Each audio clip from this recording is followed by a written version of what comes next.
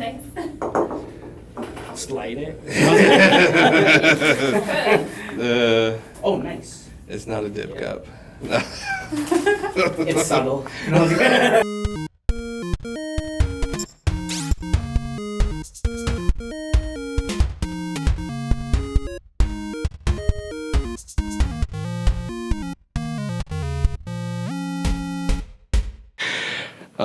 Hello and welcome to another episode of Culture BYTES Podcast. I am Jordan Robinson and I am from a Hausat Nation in New Toronto Territories on West Coast Vancouver Island.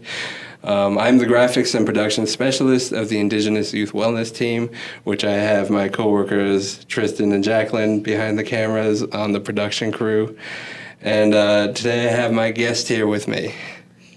Hi, my name is Matthew Provost. So, Oki Nadanako, Natsikomadosin, Namochtoto, Sixigate, Sitabi, Bigani, Gaina, Sixiga. Just want to say thank you to Musqueam, Squamish, Leotooth. It's where I currently live and work out of here. So, always glad to be able to, share space. And thank you for inviting me to help support stuff that, your team has been doing to support youth in the community and everything. Yeah, it's great. Dude, we have a great admiration. And speaking of sharing the space, you invited us to this great space. Can you lead us into where we are at and what it is you do? Yeah, so right now, currently filming out of the NexUp studio space. So we're located on 1318 Francis Street, and it's actually like a section out of the Dudes Club Society. So NexUp is the youth program that runs under that. And so what we do is we focus on young men or those that are more masculine presenting as well, ages 12 all the way to 25, kind of goes up to 30 as well.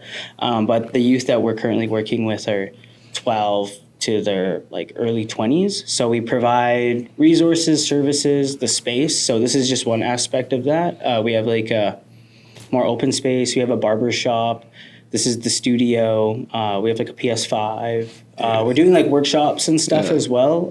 We facilitate, there's been trips, they've taken some of the youth, the younger youth workers, actual youth workers, to trips to go engage with other youth on reserve to start their own kind of NexUp. We're still figuring that out, but I feel like we're getting into that foundational piece where, the youth are taking it to that point where they're able to do that. So hopefully within the next year or two, we'll start to be able to really bring that back to community, because a lot of it was focused on men's wellness. So focusing on young men's wellness is a part of that. And the idea is hopefully that transitioning out of NexUp, they can start going to the Dudes Club, because they'll be out of that age group, but they're still welcome to hang out here and stuff. Still a safe space to enter pretty much. Dude, that contagious aspect of bringing it to other communities because as soon as I stepped in here, we smelled fish. There was lunch ready. Oh, yeah. And then we seen the barbershop, and I was like, dude, this space is, it's awesome. We seen a little corner for guitars, couches to chill, and it just seemed welcoming right away. How does it feel to be in a space that provides for youth in that way? Yeah, so I think for myself, the line of work that I went into, outside of work, I do art and design, but when I'm here, I guess you consider a youth worker or a youth support. Yeah. It's kind of all those things support, advocacy, and everything that, they might need help with. So being able to be here and work with them on a weekly basis, being able to provide that space or, providing programs that help them learn new skills. We had a food safe thing. A few of them signed up for getting their L, their learners and stuff. And then in the spring, we'll be working with them to get their N. So to provide the funds if they sign up to go get driving lessons, I think 15 hours, stuff that. So we help them get those things hard skills. And then anything else that we can do in the studio, we'll bring in people to train them. A lot of them know a lot already, so they're just kind of teaching each other. And then same with the barber shop. A lot of the youth, that was something that they wanted to do. So they were able to bring in one youth was able to get like training, like professional training throughout a year program. And then now that he's here, he's able to train the other youth on like how to cut hair. So like they're doing all that. And those are all hard skills because a lot of them are actually working in that field now to make like extra cash. So now they're being able to work like in community, like just from being here. And it's cool just to have like those little programs and how it stems to help them build hard skills, because a lot of them it's like hard to access. Yeah. Right. Yeah. Like even just the opportunity. I've had this conversation many times of like something tangible, hands-on. Like that's really where it's at. Like theory, I don't like it works great for some people, but it's just not it. And dude, that experience of being able to actually sit like in a chair and have somebody cut your hair and have somebody train that is so awesome. And if you ever need any help teaching somebody how to beat someone else on a PS5, I will volunteer. They're trying to get me, like I played like NBA 2K with them so bad. Dude. I've never played it. And I started playing here, and then now I'm like, I'm still bad. Like, they still beat me, but it's all good. And they also got me like addicted to Pokemon Go. They just love Pokemon Go. Like the whole thing is like Sundays and Wednesdays is Pokemon Go. Even like yesterday, we like went and did a raid like down the street, and then we like come back. They'll come in and be like, okay, we're gonna do this raid. I'm like, all right, cool. Yeah. So now, and even like my partner, she's like, you're always just playing Pokemon Go, and I'm like, it's not even my fault. Like I'm just like addicted to it. Yeah, it's part of work. It's cool. It's cool just being able to connect with them. So like little things like that. Yeah. And it's that's what they get to do here. Like at least for like those couple hours. Like every week they get to, just hang out. They don't have to worry about anything. We have food here too, so they have food on Wednesdays and Sundays. So I think we're doing like a lot of cool stuff at a lot of places. It's really like I feel like our program is like really special because it's open to Indigenous youth, but also BIPOC youth like in the community. Yeah. So having like non-Indigenous youth come into like an Indigenous focused space, like really, I think changes their perspective around like community and things like that when they're here. Because even some of the youth, they're like, we got to respect the space because like, we don't just share the space for us. Like it's for like the dudes. And I've heard like the older youth like tell other people, like the younger kids that. Yeah. So it's cool to like see that like, have them be around like, medicine or like even just like the art, even if it's just something that they might not notice, it's there and they're in that space and they spend so much time here. Yeah, and then other Indigenous youth that come in, they're able to like connect, even if it's not through culture or like anything like that, just sharing that space, I think is like a really big stepping stone to have, more like when they get older, they'll have a different perspective saying that they grew up around people in community. They grew up around like,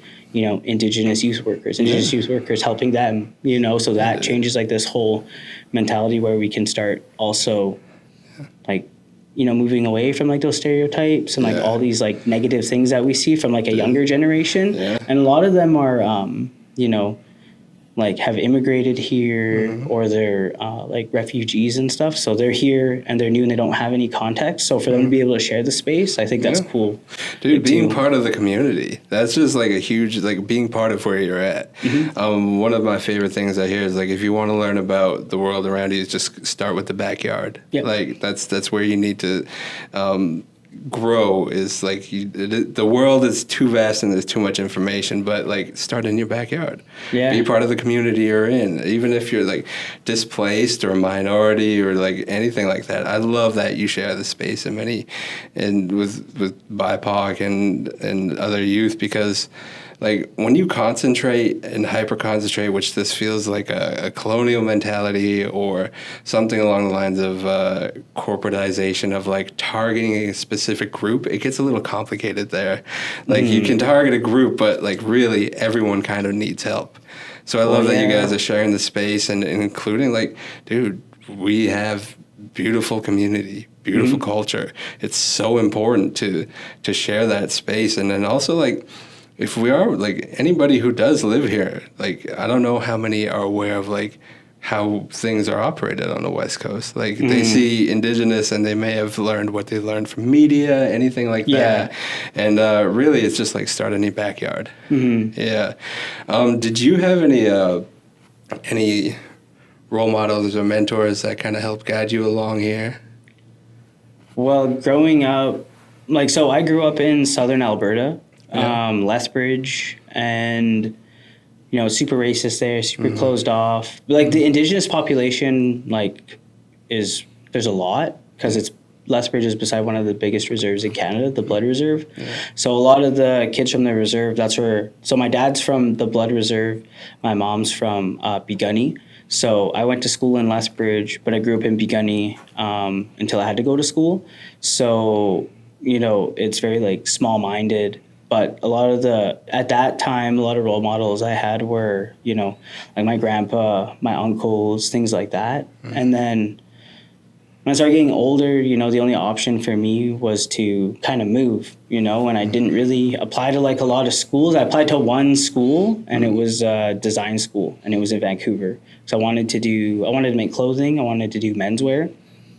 So I applied, and luckily I got in. So I applied in, like, I don't know, I think May or something. And then by June, I told my mom, I was like, yeah, so I got into school. And she was like, yeah. And I'm like, where is this? I was like, it's in Vancouver. I was like, I started in September. And she was like, what? And I'm like, yeah. So I graduated in June, moved here in August.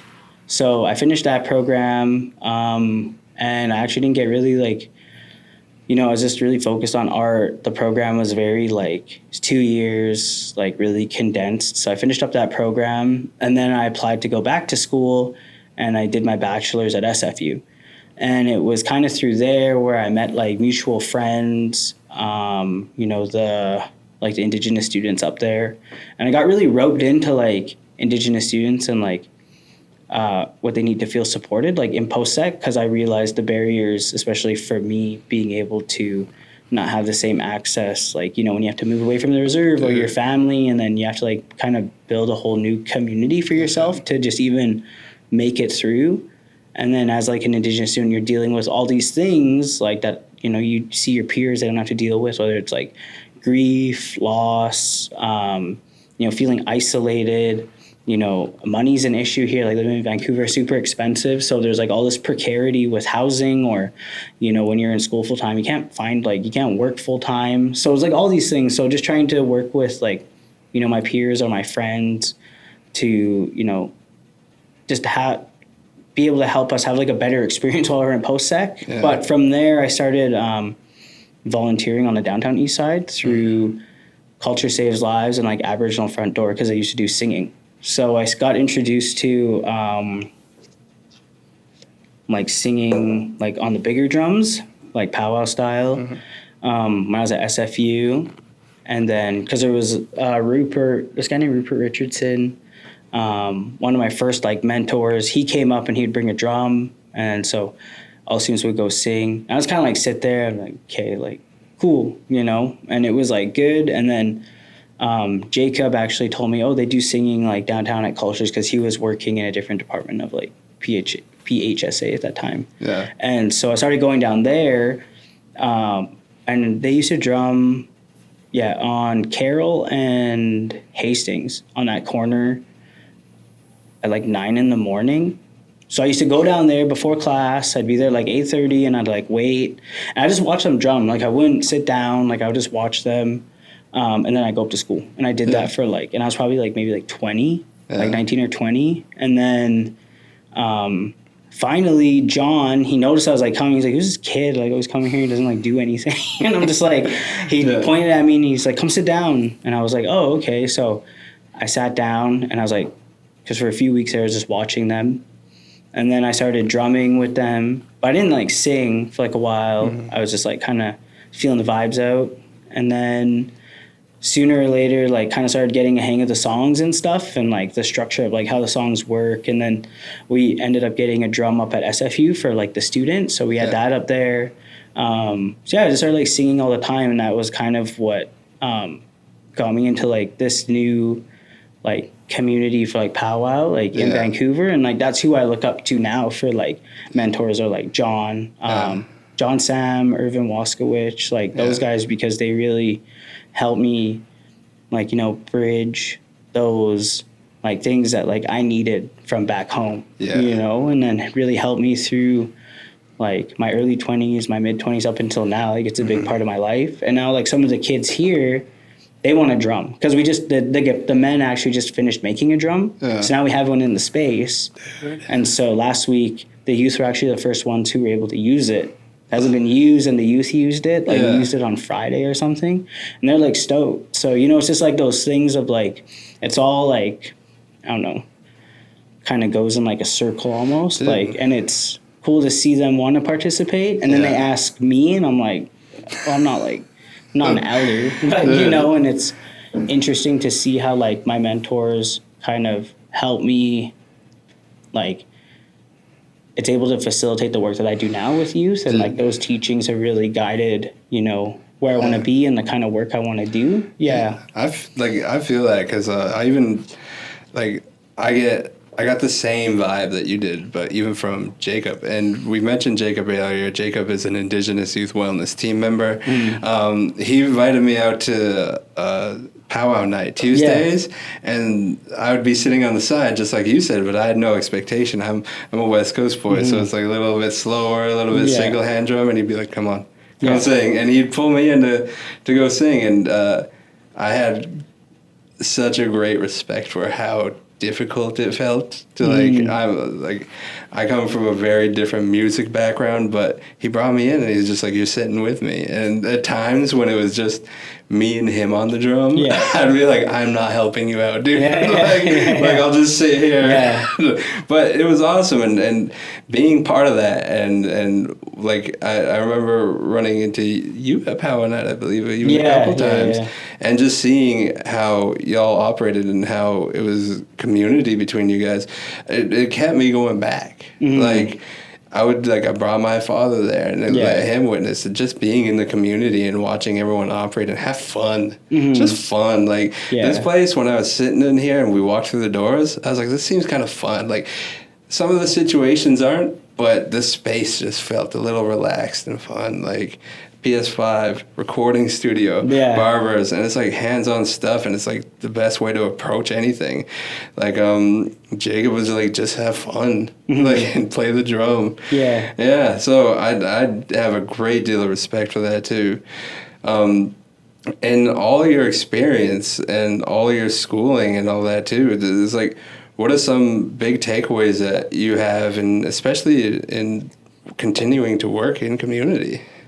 Yeah, I think that was something that like I was looking for like career wise, because I've worked for like nonprofits, I've worked in post-secondary institutions, worked for like municipal governments, like all these different places, but it just never really felt like I was able to do what I needed to feel like I was actually like impacting, you know, like kind of like in the office, like in the background stuff. And like I definitely do that here, like the admin part, but to be a part of hanging out like with the kids and like, you know, helping them or like encouraging them, like that's something that like I missed. And like I get to do that when, you know, people come ask me to facilitate a workshop, and I feel like that's like the work that I want to move towards, is just making sure that anything I'm able to do, like anything I'm able to offer, like I can just give that back.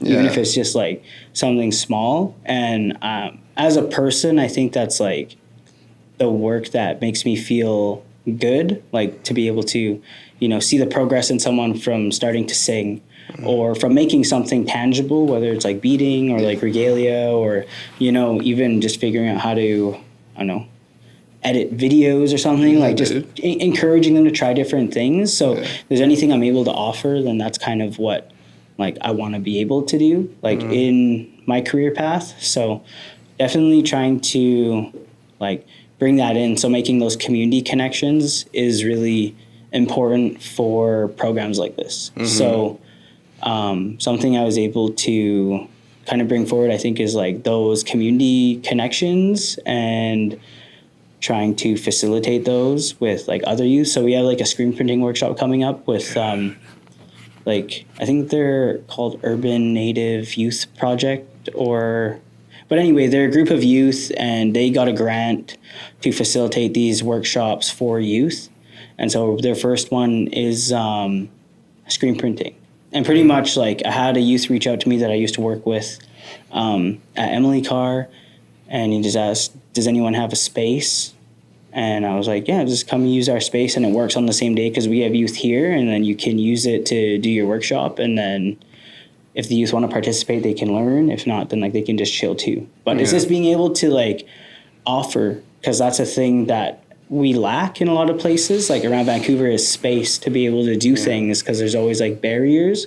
And that's something that I want to do with my role, is if I can help and just provide that. Like, I think that's like the biggest thing that, you know, we can help like overcome, is just youth know that there's a place to go, they can hang out, and there's stuff that like if they want to learn, they can learn. But it's about meeting them where they're at, like when they're ready, you know? Yeah, dude.